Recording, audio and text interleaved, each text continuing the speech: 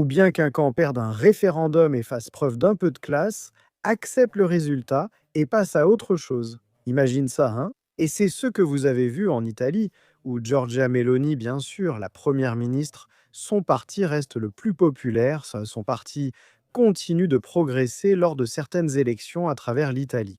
Mais Meloni a vu une défaite pour son camp, pour sa cause, lors d'un vote référendaire.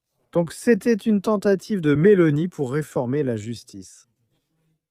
Elle l'accuse d'être politisée, d'avoir un parti pris de gauche et propose donc des réformes.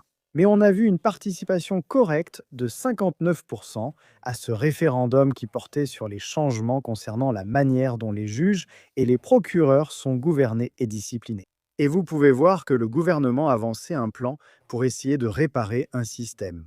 Ou, de leur point de vue, leur argument était que des factions au sein de la justice empêchait en quelque sorte le gouvernement d'agir dans des domaines comme la migration et la sécurité. Le peuple italien s'est exprimé. N'est-ce pas là la beauté de la démocratie? Et ce que vous avez vu avec 54% environ, 54% des Italiens lors de ce référendum ont voté contre le projet du gouvernement de réécrire la Constitution. Comme je l'ai dit, une participation correcte là-bas, proche de 60% de participation.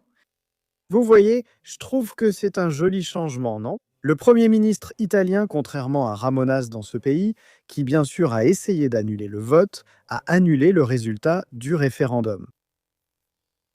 Maloney dit simplement, les Italiens ont décidé, nous respectons cette décision, nous avancerons comme nous l'avons toujours fait avec responsabilité, détermination et respect pour le peuple italien et pour l'Italie. Et le vice-premier ministre Matteo Salvini a déclaré que le gouvernement doit aller de l'avant. Et lorsque les citoyens s'expriment, ils ont toujours raison. Et n'est-ce pas un peu en contraste avec ce que nous avons vu dans ce pays lors de notre référendum sur le Brexit? Mais s'il vous plaît, dites-moi ce que vous en pensez dans les commentaires ci-dessous. N'hésitez pas à mettre un petit pouce bleu à cette vidéo, et bien sûr, comme toujours, merci d'avoir regardé.